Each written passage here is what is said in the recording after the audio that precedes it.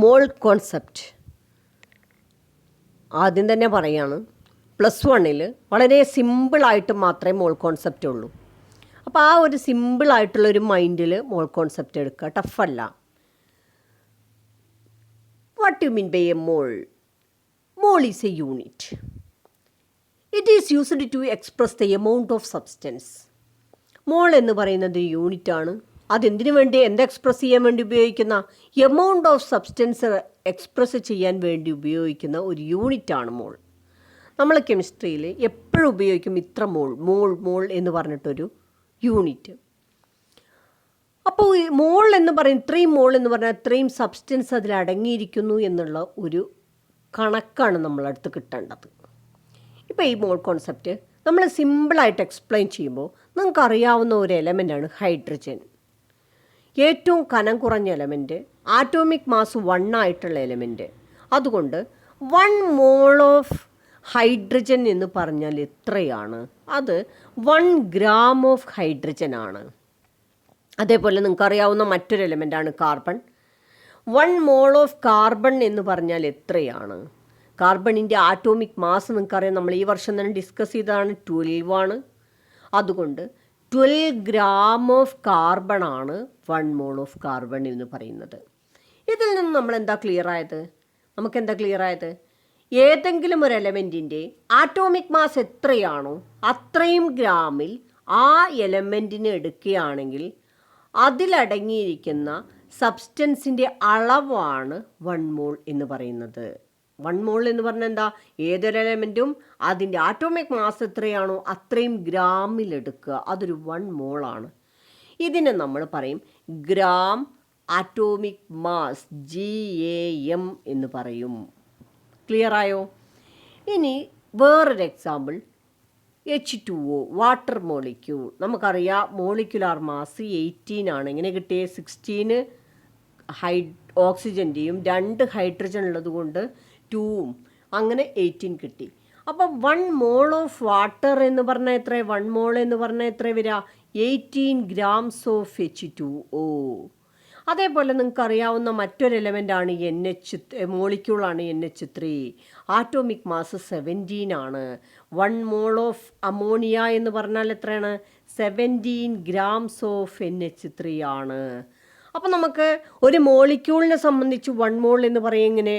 ഒരു മോളിക്യൂളിൻ്റെ molecular mass എത്രയാണോ അത്രയും ഗ്രാമിൽ ആ സബ്സ്റ്റൻസിനെ, ആ മോളിക്യൂളിനെ എടുക്കുകയാണെങ്കിൽ അതിനെയാണ് 1 മോൾ ഓഫ് മോളിക്യൂൾ എന്ന് പറയുന്നത്. ഇതിനെ നമ്മൾ റെപ്രസെൻ്റ് ചെയ്യുന്നത് gram molecular mass, GMM. Atomic mass ആറ്റത്തിൻ്റെ ആണെങ്കിൽ എങ്ങനെയാണ്? എലമെൻറ്റിൻ്റെ ആണെങ്കിൽ എങ്ങനെയാണ് പറയുക? GAM. മോളിക്യൂളിൻ്റെ 1 മോൾ എന്ന് പറയുമ്പോൾ എങ്ങനെയാണ്? GMM, gram molecular mass.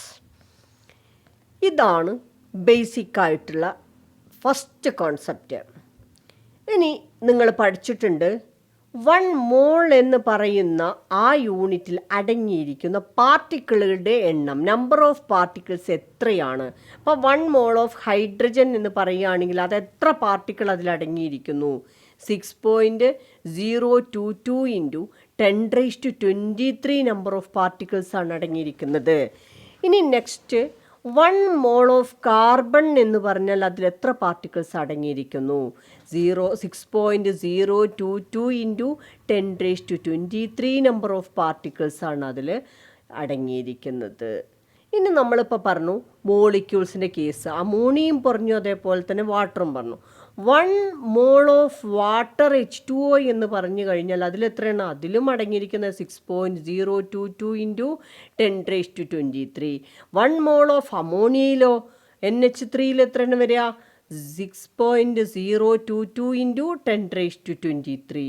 അപ്പോൾ ഈ ഗ്രാം ആണെങ്കിലും ആറ്റം ആണെങ്കിലും അതേപോലെ മോളിക്യൂൾ ആണെങ്കിലും ഏതാണെങ്കിലും 1 മോൾ എന്ന് പറഞ്ഞിട്ടുണ്ടെങ്കിൽ അതിലടങ്ങിയിരിക്കുന്ന പാർട്ടിക്കിൾ, ആറ്റം ആണെങ്കിൽ ആറ്റങ്ങളുടെ എണ്ണം, അല്ലെങ്കിൽ മോളിക്യൂൾ ആണെങ്കിൽ മോളിക്യൂളിൻ്റെ എണ്ണം എന്ന് പറയുന്നത് 6.022 ഇൻറ്റു 10⁻23 23 നമ്പർ ഓഫ് പാർട്ടിക്കിൾസ് ആണ്. ഇത്രയും പാർട്ടിക്കിൾസ് അടങ്ങിയിരിക്കും. ഈ നമ്പറിനെ നമ്മൾ പറയുന്ന പേരാണ് അവോഗാഡ്രോ നമ്പർ എന്ന് പറയും.